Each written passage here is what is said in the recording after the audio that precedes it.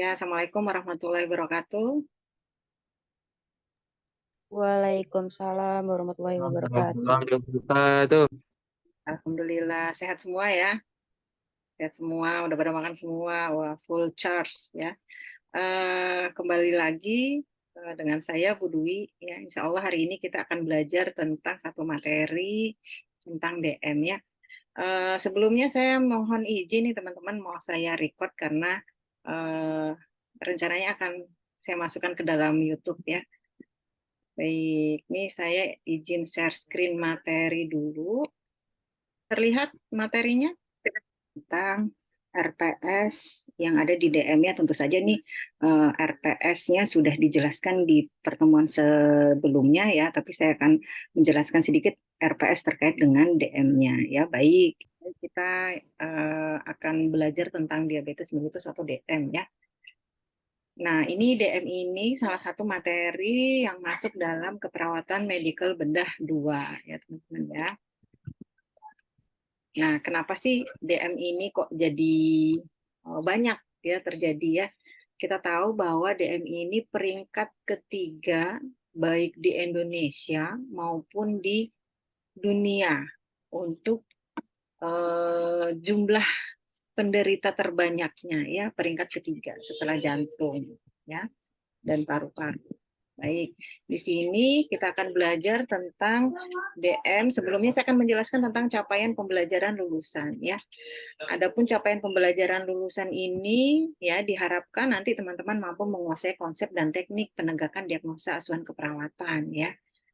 Lalu kemudian mahasiswa atau teman-teman semua mampu melaksanakan praktek keperawatan dengan prinsip etis dan peka budaya sesuai dengan kode etik perawat Indonesia serta nilai ketuhanan yang Maha Esa ya. Lalu teman-teman juga diwajibkan mampu memberikan asuhan keperawatan pada area keperawatan medical bedah pada kasus manusia dewasa ya.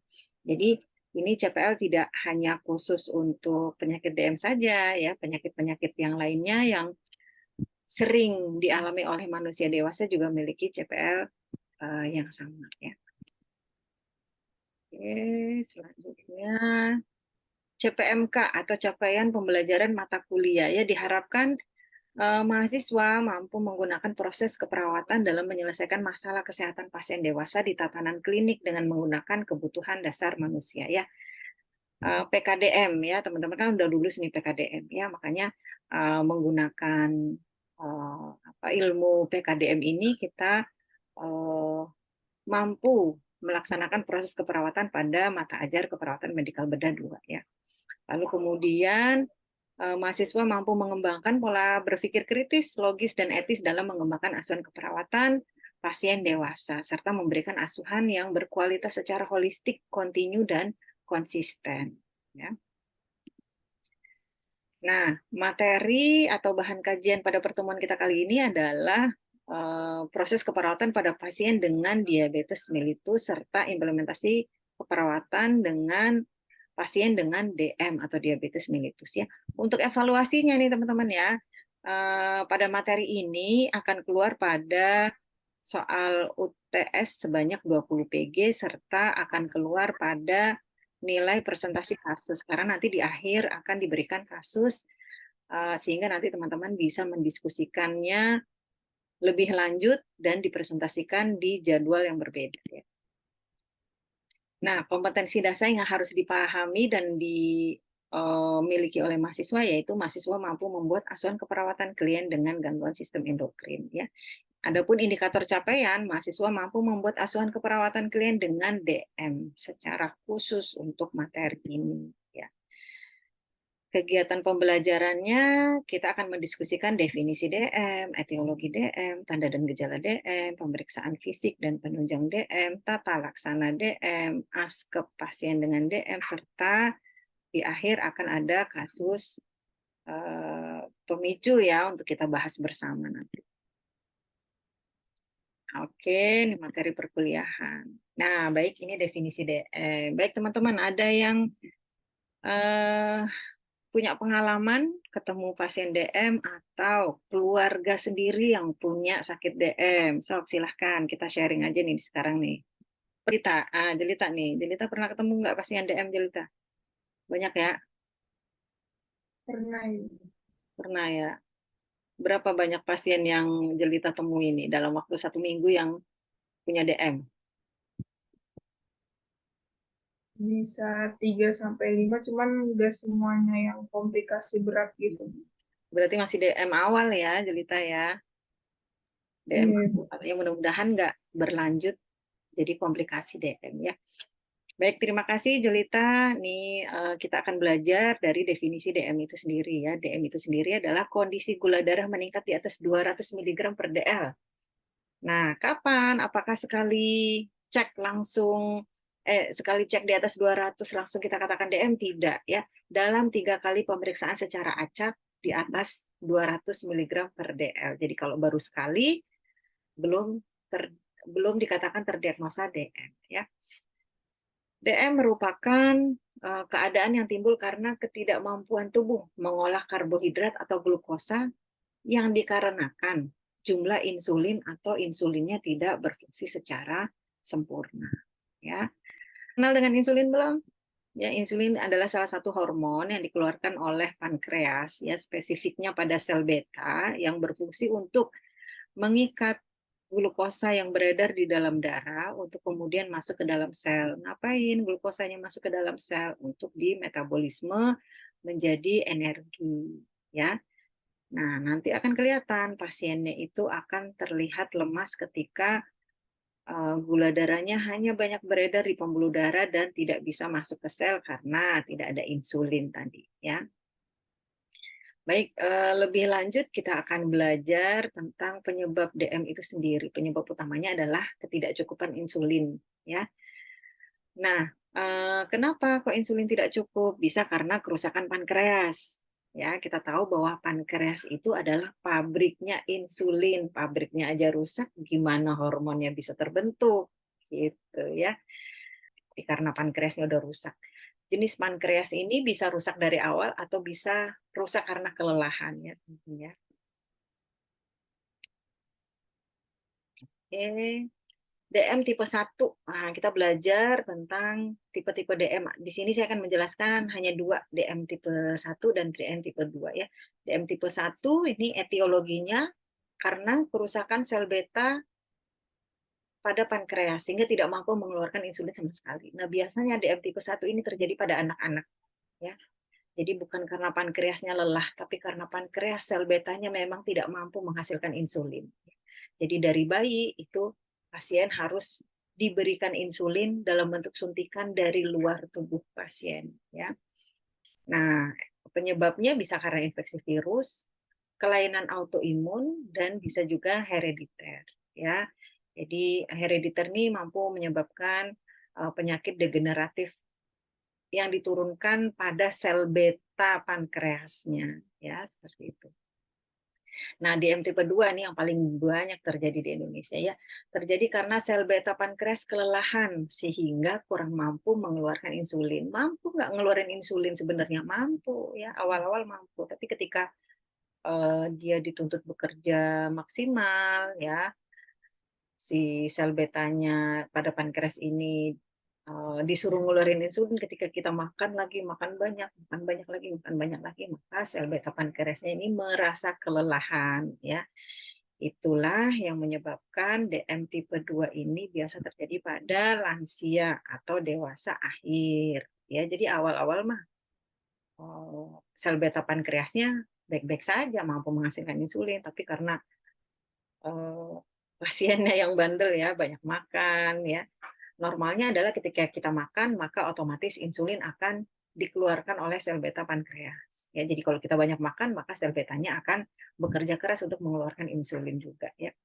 Nah, penyebabnya nih biasanya karena gaya hidup. Gaya hidup spesifik pada pola makan, pola minum, pola jajan. Nah, hati-hati nih ya. Dan etiologi lainnya bisa karena penyakit primer lainnya. Ya, apakah karena ada CA di pankreasnya sehingga sel beta pankreasnya rusak. Nah, ini masuk kategori penyakit primer. Nah, tanda dan gejalanya ya ini ada lemes, lalu kemudian ada badan kurus ya, luka sukar sembuh ya, banyak minum ya. Baik, kita pelajari satu-satu ya. Ini ada trias DM. Ada yang tahu trias DM itu apa aja? Poli apa, poli apa, poli apa. Nah, ya. Dipsi, Yes, polidipsi, Polifagia. polifagia, poliuri. poliuri ya, poliuri dulu nih kelihatannya. Hmm. Betul, trias poli DM ya, teman-teman ya. Poliuri, polidipsi, polifagi ya. Nah, ini poliuri. Pasiennya sering buang air kecil. Nah, biasanya kita mendapati pasiennya menyatakan bahwa oh iya, saya tuh kalau malam sering kebangun tengah malam untuk buang air kecil, ya. Nah, itu sebenarnya udah tanda satu tanda dari trias DM yang muncul pada pasien. Harusnya pasien ini langsung, oh ada apa nih ya kok saya banyak pipis gitu ya. Nah, kenapa terjadi poliuri ya? Karena cairan yang hanya tertumpuk di dalam pembuluh darah langsung dikeluarkan melalui urin ya. Jadi prinsipnya adalah pasien mengalami hiperglikemi ya, menyebabkan adanya penumpukan cairan di dalam pembuluh darah. Nah, penumpukan cairan di dalam pembuluh darah ini secara otomatis akan membuat si ginjal bekerja ekstra untuk mengeluarkan cairan yang tadi berlebih. Maka ya terjadi poliuri pada pasien DM. Kemudian polipagia atau banyak makan atau sering lapar ya. Kenapa kok sering lapar ya? Pasien DM itu aneh ya, sering lapar tapi badannya mengurus ya. Kenapa? Karena sel tidak mendapatkan glukosa. Tadi kita sepakat ya bahwa kenapa sel tidak dapat glukosa karena tidak ada insulin ya. Insulin itu adalah orang yang mengantar glukosa yang sudah beredar di dalam pembuluh darah untuk bisa masuk ke sel ya. Jadi glukosa dalam darah ini teman-teman nggak bisa masuk ke sel begitu aja, dia harus ditemani sama insulin ya. Jadi kalau insulinnya nggak ada maka glukosa yang di dalam darah ini muter-muter doang ke dalam vaskuler, tidak bisa masuk ke dalam sel ya. Nah, ketika sel tidak dapat glukosa maka respon sel adalah berteriak lapar ya, sehingga pasiennya ini memiliki sensasi lapar yang amat sangat dan berefek banyak makan. Tapi banyak makan ini nggak bisa masuk ke dalam sel juga, percuma. Banyak makan ini justru malah menambah pasiennya mengalami hiperglikemi atau penumpukan glukosa di dalam darah. Polidipsi. Ya, polidipsi ini rasanya haus mulu gitu ya, rasa haus berlebihan ya. Hal ini diakibatkan terjadinya diuresis osmotik dalam sistem perkemihan. Sel mengalami dehidrasi dan memberikan sinyal haus. Ini menyebabkan asupan cairan meningkat. Ya. Kesemutan atau mati rasa, ya, karena di pembuluh darah pekat dan penuh akan glukosa darah atau gula darah sehingga pembuluh darah ke ujung jari melambat. Ini yang menyebabkan pasien mengalami kesemutan dan kalau misalkan punya luka maka proses penyembuhannya juga agak lama ya. Nah, berat badan turun drastis. Waduh, ya. Pasiennya kan lapar mulu, Bu. Makan mulu. Kenapa jadi berat badannya turun ya? Karena makannya tidak bisa masuk ke dalam sel ya. Jadi energi diambil dari cadangan lemak ya. Itulah yang menyebabkan pasien makin hari makin kurus. Kurus ya. Lalu tanda yang lain adalah luka sulit sembuh ya karena yang tadi perdarahan karena penumpukan gula dalam darah sehingga perdarahannya lambat ya sehingga proses penyembuhannya juga melambat.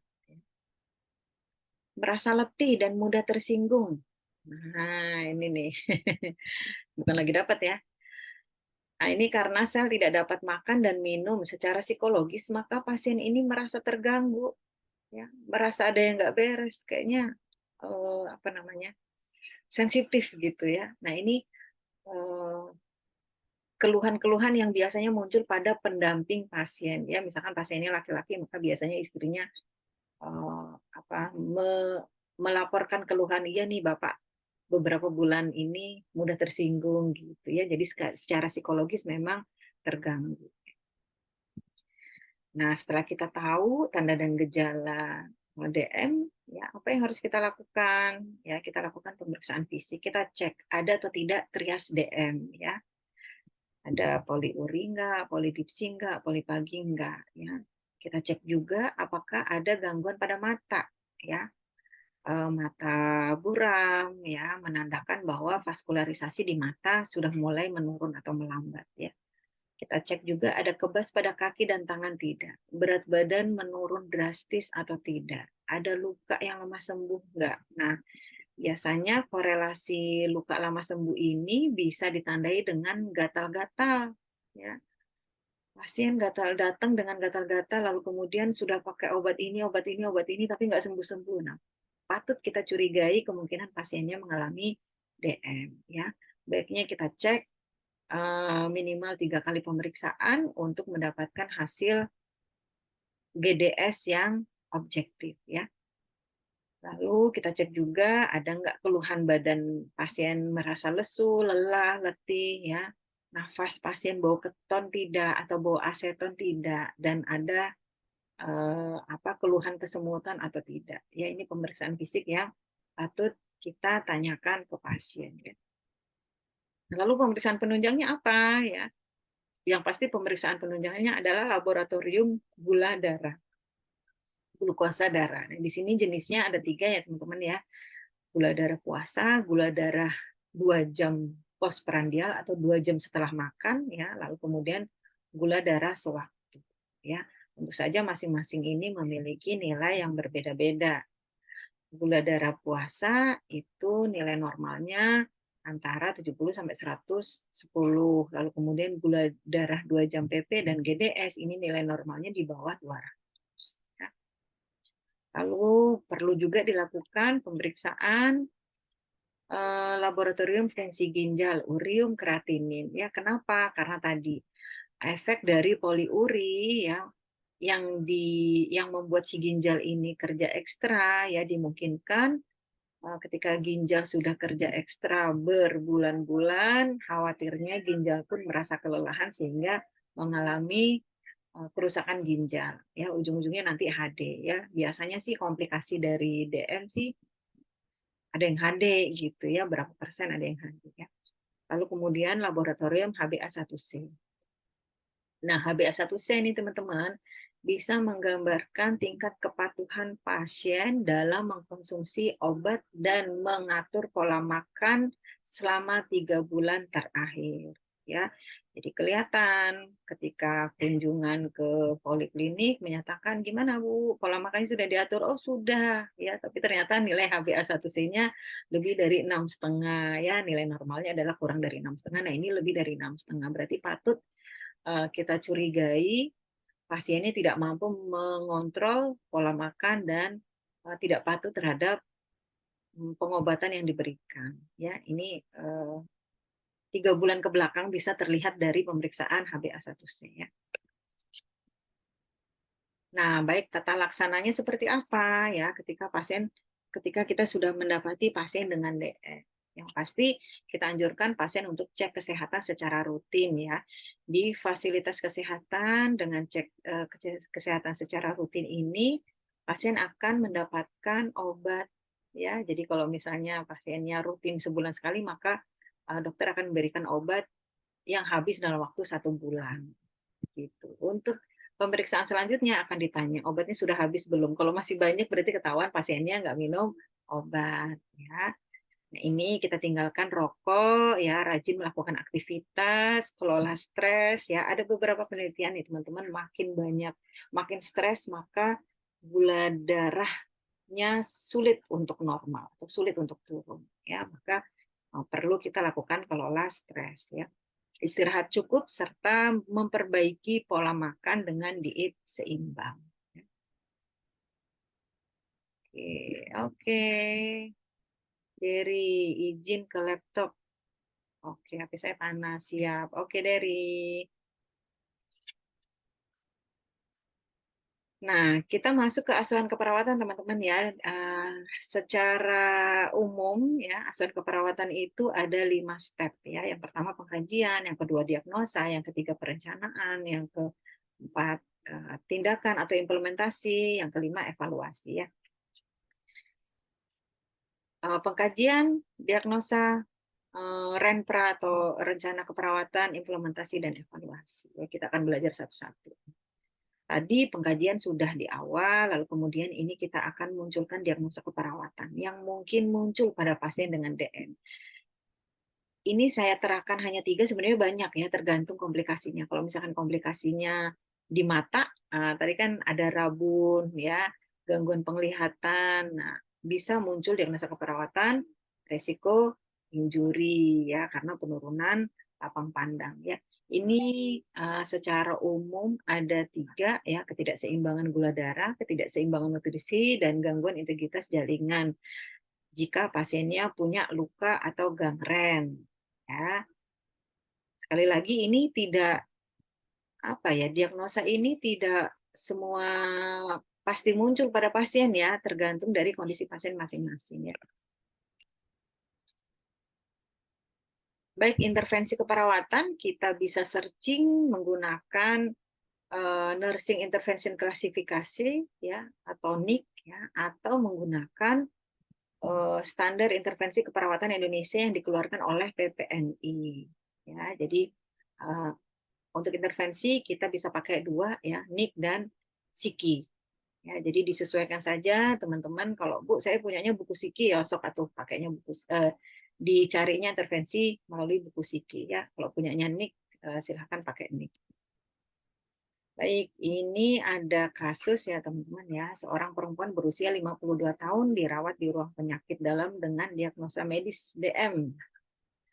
Pada tanggal 12 Desember 2022, pasien mengalami hipoglikemi dengan hasil 55, hanya 55 mg per dl. Pasien mengeluh berkeringat dingin. Menurut keluarga, pertanyaan keluarga dijawab oleh pasien dengan tidak sesuai. Nah, ini berarti menunjukkan pasien mengalami penurunan kesadaran ya. Lalu kemudian tenaga medis pasien segera mendapatkan FVFD dextro 10% dari tenaga medis dan pos koreksinya nilai GDS-nya 240 mg per dl. Ya, alhamdulillah naik dari berapa tadi? 55 menjadi 240 mg per dl.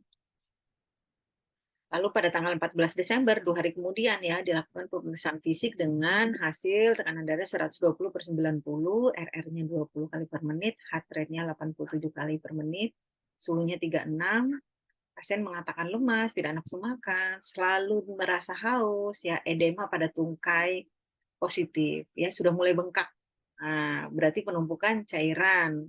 Kemungkinan ginjalnya sudah lelah sehingga tidak mampu mengeluarkan cairan ya dengan baik ya, sehingga tanda gejala trias, salah satu trias DM tadi poliuri sudah kelewat ya. Poliuri ini sudah dialami pasien mungkin minggu yang lalu, mungkin bulan yang lalu, dan sekarang sudah mengalami kelelahan pada ginjal ya, makanya terdapat penumpukan cairan pada tungkai ya, ditandai dengan edema tungkai ya. Berat badan pasien sebelum sakit 67, saat ini 52 ya, drastis ya. Pasien dilakukan sliding scale dengan hasil pagi hari 245 mg per dl, siangnya 332 mg per dl, dan sorenya 356 mg per dl. Wah, ini semuanya di atas normal ya. Pasien saat ini mengeluh lemas, kaki tidak ada tenaga, pasien terpasang dower kateter dengan produksi hanya 700 cc per 24 jam dengan warna kuning ya. Oke. Nah, hasil laboratorium HB-nya agak turun sedikit, HT-nya masih normal, leukositnya naik, ya, trombositnya normal, uriumnya agak naik, kreatininnya naik, pH urinnya normal. Ya, terapi yang didapat adalah Lantus 10 unit, SC jam 20, Novorapi 3 kali 20, dan Ceftriaxone 3 kali 500, serta Lasik 2 kali 20 mg. Baik, dari sini ada yang perlu ditanyakan, teman-teman?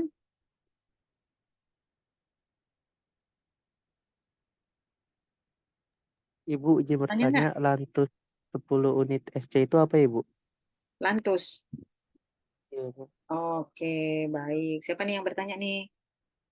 Saiful Al-Munawar Ibu. Oh, baik.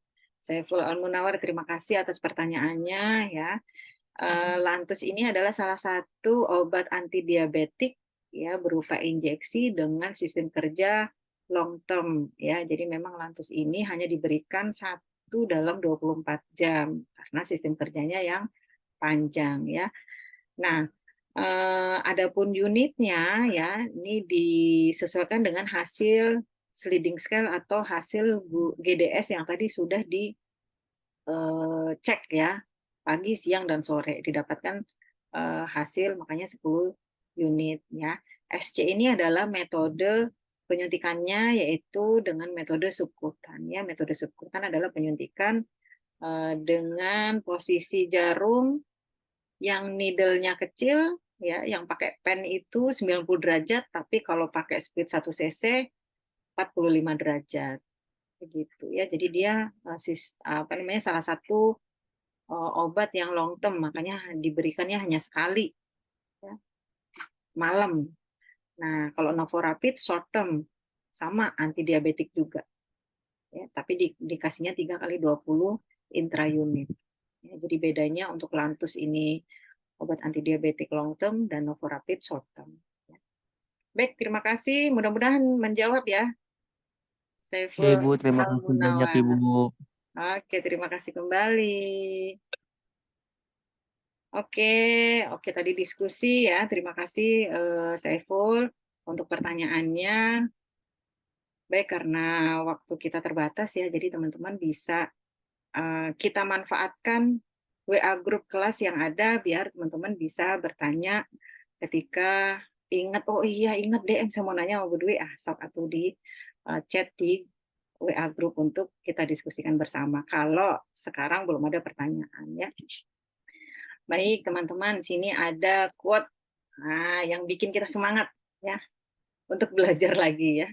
Barang siapa belum pernah merasakan pahitnya mencari ilmu, walau sesaat, dia akan menelan hinanya kebodohan sepanjang hidupnya ya. Mudah-mudahan kita selalu diberikan semangat ya oleh Allah Subhanahu wa taala untuk Amin. terus belajar, belajar dan belajar ya.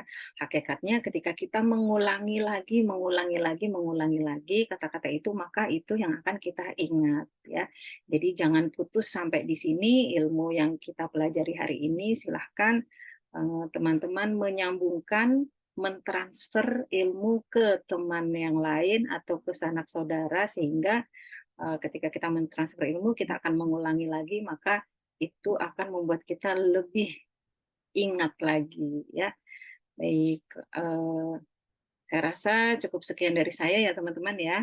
Mohon maaf jika ada kesalahan. Bersama-sama kita baca hamdalah untuk mengakhiri pembelajaran kita kali ini. Alhamdulillahirabbil alamin. Mohon maaf kalau ada kesalahan. Terima kasih. Wassalamualaikum warahmatullahi wabarakatuh.